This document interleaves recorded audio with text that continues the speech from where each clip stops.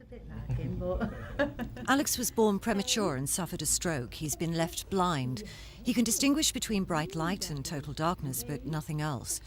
His parents have taken him to specialists over here to be told nothing can be done. So now they're taking a chance on Moscow. Alex's condition is so severe, we've got to try every sort of possibility going. You know, in Britain they've said they can't help him, but from the videos we've seen at the Moscow hospital, we feel we've got to go over there and try it. That's the only thing we can do. Martin Poole was born with underdeveloped retinas, so he's partially sighted. He's not the sort to sit around doing nothing. He's become a computer expert and now heads up the unit at the Catholic Fund for Overseas Development in Brixton, where he's flourishing. He needs very large text and has to work 6 to 9 inches from the keyboard, but he has far more trouble with display boards at stations and bus stops, which he says take no account of people with poor sight. Martin, too, thinks Moscow's his only hope.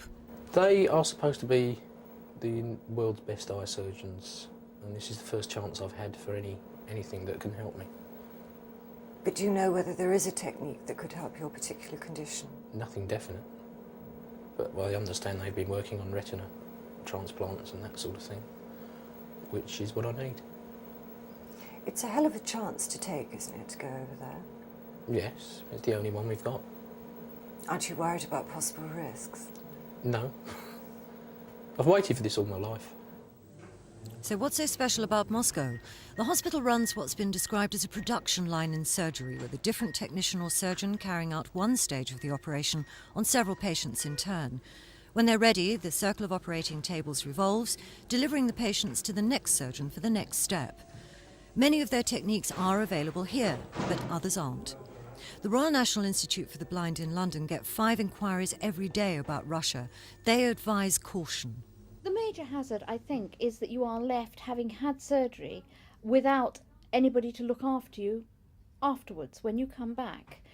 Eye surgery is major surgery, and you can't just have it, stay in hospital 2 or 3 days, and expect everything just to go from there.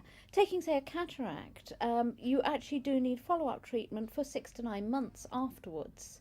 You can't keep popping back to Russia to see the doctor.